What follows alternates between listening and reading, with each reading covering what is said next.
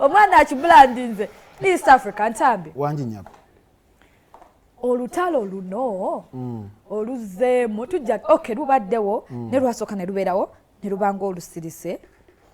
ate kati ne luddamu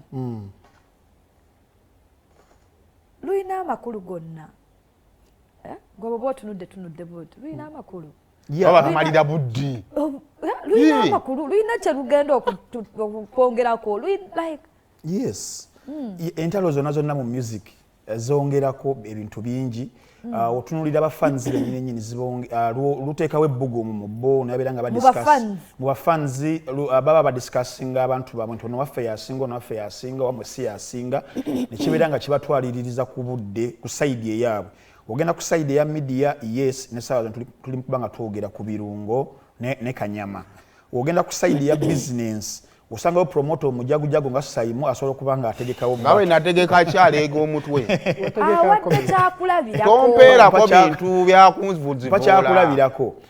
mu ba artists bennyini kiteekawo competition eri health mu kubeera nti no beekasukira ennyimba era singa mubeeramu eziyiseemu kiba kitegeeza bookings ziba zigenda kuba nga zijja tuba tuli ku side eri yali egula music omanya album egenda kufuluma kasookera agenda kuba nga agigula nga we kyali kubasudde ne Kasozi nga we kyali ku Eagles ne Sebata nga we kyali ku Bebe Cool Chameleon Bobby Wine Good Life Later so kiba kitegeeza mu ngeri emu oba endala okunenengana kuno kuyina ebirungi byako ebivaamu naye on the other side okutunulira ku bana ababiri bonna nti omu akubye oluyimba sipimika n'akwata abakyala babiri mukyala Kyeswa namwe seconds zaali 38 birungo namwe seconds 2 naye birungo akoze interviews 37 mukyala Kyeswa go bawe bewawatiro mukyala Kyeswa bewawatiro namuwa byanswa isimanyi nze namunswa nenga kikino kakati birungo n'agamba nze kanyama tompima ku birungo mu luzungu bagamba it's a double entendre kanyama a meat versus ebirungo then ne kanyama kabejja versus ebirungo kiba kitegeeza nti ebirungo bya namukwaya binzo byali byasiriira naye namukwaya nakola oluyimba lulamba completely nga lwa dressing line emu nakola ne interviews 37 zembadde nkugambye nayogera ebigambo biyitirivu nnyo luno kino kiri nakoleramu bingi so kiba kitegeeza nti Spice Dianah amaze okuva mu show y'London gyagenda okukola olunaku olwaleero alina okukomawo n'enkota y'amatooke enkota z'amatooke nga 3 n'enkoko sseggwanga azitwale emunyonyi agambe Sheebah webale kubanga onkomyewo mu game kuba at the end of the day yes at the end of the day Spice tumumanyinga yandibadde nga female version of a blogger ennaku zino nti wahala mungi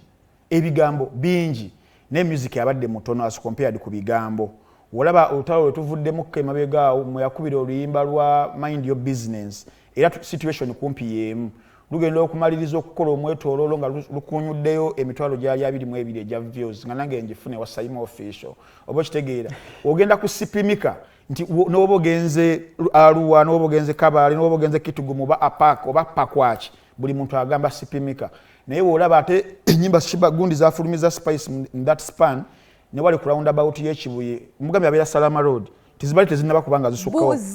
buziga tibate zinasuka gundi awo roundabout paka wetuse ku masengero nako olwaliro nze ng'omuntu bali sinakulira luyimbo olwo era munkoze bulungi kale tukusange wanga togoberera nengoberera sipimika lwansangawa mulimu nyimbe zikusanga nga lwamaanyi nga ogamba oluyimba lwono Brown Sugar I love you mwami dodonna okitegere obeera oli awo ng'oluyimba lukutuuseeko kibayita oluyimba olw'amaanyi ne mulimu nyimbe ezimu ez'okubeera nga zikola kizi olukutuuseeko lukadde omumaze ne lutuuka afazaali oba okitegeera ye bakitondeka n'enjogera ojjana kugira ebintu byange mbadde nteeseteese so mu kino kirabikanga Spice erinnya Sheebah lisula mu mutwe gwa Spice Dianah nga tesasudde rent it lives in her head rent free era nga kino kirabikiddwako mu mbeera ez'emirundi egiwerako nga 8 era mbadde n'omuntu gwe nadde ngamba olunaku lwajjo nti mu 2013 nali ne Spice Dianah era kyali Hajara namukwaya mwe mu Spice mumutegedde kati yeffe Sheebah oli Kisaawe abasooka Spice abadde fani wa Sheebah kuba 2013 era omugundi gye muzanye mutukoze bulungi yakoze ka editing yako this is my mentor bambi takigaana era mu luyimba lwa ice cream singa gundi yali o TikTok challenges yali koledde ku luyimba olwo oba kitegeera so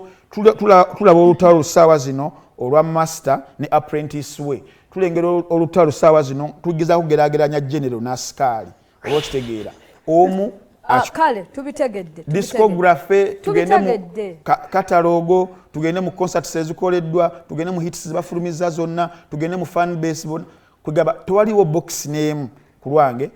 Spice gyatiikinga eyinza kukira ya Sheebah n'ogenda mu line gyayogedde ya fakeness nti onali fake tayagala abakazi ba prosperinge n'olengera abakyala Sheebah bakoze nabo line nabadde nji balonako lejo nga bala bali 10 Spice nga inako babiri ate nga n'omuwala omu akola ne Sheebah dancehall yamala n'amusiba oba okitegeera so